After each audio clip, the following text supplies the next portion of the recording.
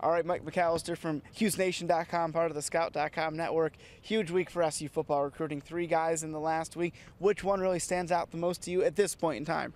I think they're all good gets for Syracuse, but whenever you can get a quarterback with offers from the Floridas and the Ohio States and the Miamis and those type of schools, it's always a big thing. And if he can end up being your quarterback of the future, the guy that can stabilize the offense, that's a big thing. Having a guy that's a dual threat, some people compare to a Tim Tebow, maybe a Tim Tebow light is the comparison some people make.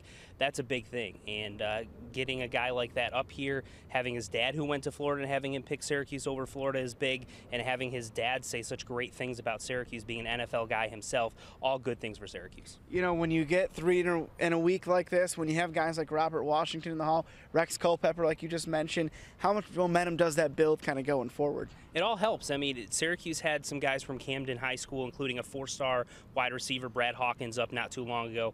And on their way home, they were all talking about the fact that they've got Robert Washington and Rex Culpepper in the class. 2 big names, 2 names that they know that can have some effect nationally for where Syracuse is going. That doesn't mean, however, I'm expecting 20 to 25 commits like they had at the end of June last year.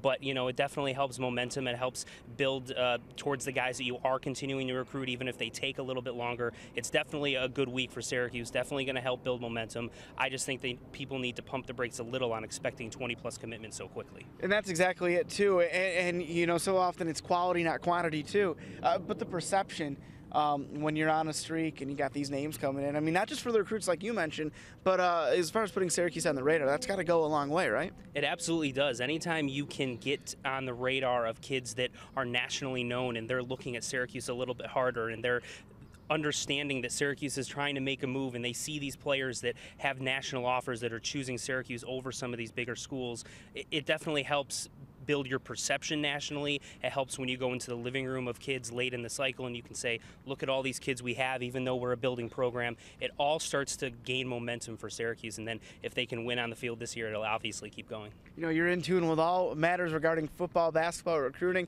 What is the next step you see here for Syracuse? What's the next shoe to drop, as they might say? What do you see happening for the future here? They're going to keep having visits in June and July.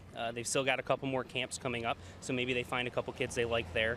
But, it's just going to be keeping on the kids that they like and trying to stay patient with them and keep making sure you develop those relationships. But for the immediate future, it's going to try to get some kids up on campus. They have a defensive end from Pennsylvania coming up on Wednesday, and then this coming weekend, they've got some more the kids from Camden coming back up again. So just keeping recruiting them very hard and keeping those relationships going.